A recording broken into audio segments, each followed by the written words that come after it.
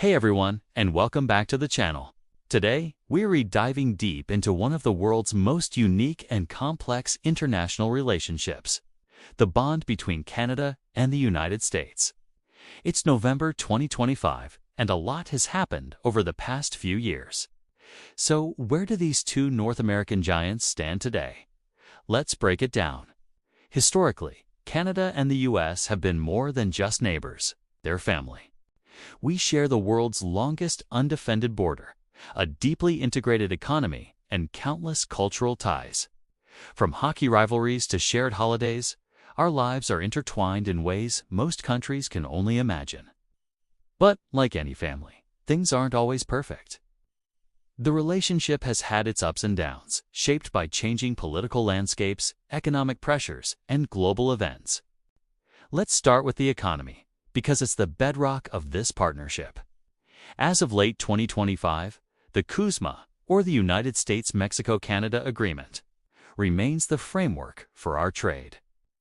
After a few years of navigating its intricacies, businesses on both sides of the border have largely adapted. The review clause of the agreement is looming on the horizon, scheduled for 2026, and that's creating a lot of buzz in Ottawa and Washington. Diplomatic channels are already buzzing with preliminary discussions. Key sticking points, as always, include dairy and lumber. Canada is holding firm on protecting its supply management system for dairy, a long-standing point of contention. Meanwhile, the softwood lumber dispute continues to simmer, with both sides looking for a long-term solution rather than another temporary truce. It's a delicate dance, balancing protectionist sentiments with the undeniable benefits of free trade that supports millions of jobs in both countries. Another huge area of collaboration is energy and the environment. The push towards a greener economy has been a major theme.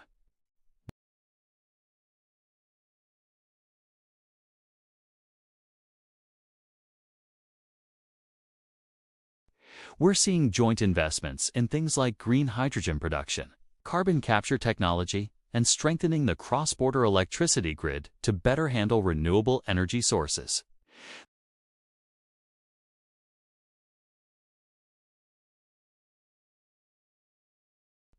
The U.S. has been aggressive with its Inflation Reduction Act, which, while promoting green tech, has sometimes been seen by Canadian companies as protectionist.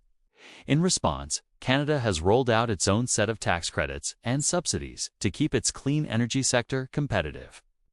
The goal is the same: a cleaner planet, but the game of who benefits most economically is very much in play. Think of it as a friendly but firm competition to lead the green revolution. Now, let's talk about security and defense. NORAD, the North American Aerospace Defense Command, is more important than ever. With the rise of new threats, including from the Arctic, both countries are investing heavily in modernizing the system. This means upgrading radar systems, improving satellite surveillance, and enhancing our ability to detect and respond to everything from stealth bombers to hypersonic missiles. The Arctic is a particularly hot topic. As ice melts and new shipping lanes open up, the region has become a focus of geopolitical competition. Canada and the U.S. are working together to assert sovereignty and ensure the Arctic remains a zone of peace and cooperation. But they're also keeping a watchful eye on Russian and Chinese activities in the region. This shared defense perimeter is a fundamental part of the relationship, a silent but powerful symbol of mutual trust and reliance. Of course, we can't talk about the border without mentioning people. After years of disruptions, travel between the two countries is back to its bustling pre-pandemic rhythm. Tourists, students, and business travelers are crossing daily. However, the conversation around irregular migration has intensified. Both countries are grappling with a global increase in displaced people seeking asylum. The Safe Third Country Agreement has been a focal point of discussion and legal challenges. As of now, both governments are trying to find a humane and orderly way to manage asylum claims at the border, a complex issue with no easy answers. It's a balancing act between security, international law, and humanitarian responsibility. and it requires constant communication and coordination between Ottawa and Washington. Culturally, our connection remains as strong as ever. Hollywood blockbusters are filmed in Vancouver and Toronto. Canadian artists top the charts in the U.S., and American tourists flock to see the beauty of Banff and Quebec City. This cultural exchange is the soft power that binds us. It's the everyday interactions, the shared jokes, the common experiences that build a foundation of understanding and goodwill. In an era of online misinformation, both governments are also quietly collaborating on initiatives to protect democratic institutions and combat foreign interference. Recognizing that a threat to one's democracy is a threat to the others, this is a newer, less visible but critically important front in our partnership.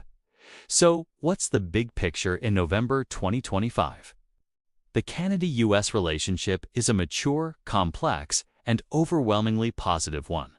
It's not defined by grand, headline-grabbing gestures, but by the constant, daily work of collaboration across thousands of different channels. There will always be disputes over things like lumber or cheese, and there will be different political priorities depending on who is in power. But the fundamental pillars of the relationship, our integrated economy, shared security interests, and deep people-to-people ties remain incredibly strong. The leaders in both countries understand that in a world facing immense challenges, from climate change to geopolitical instability, working together isn't just an option. It's a necessity. The tone right now is one of pragmatic partnership. It's less about bold new treaties and more about effectively managing the massively intertwined enterprise that is the Canada-US relationship. It's about maintaining stability, fostering prosperity, and navigating a turbulent world side by side. As we look ahead to the CUSMA review and beyond, the spirit of cooperation forged over more than a century is what will continue to guide these two great nations forward. Thanks for watching. What are your thoughts on the current state of Canada-US relations? Let me know in the comments below. And if you found this video informative, be sure to hit that like button and subscribe for more deep dives into the topics that shape our world. See you next time.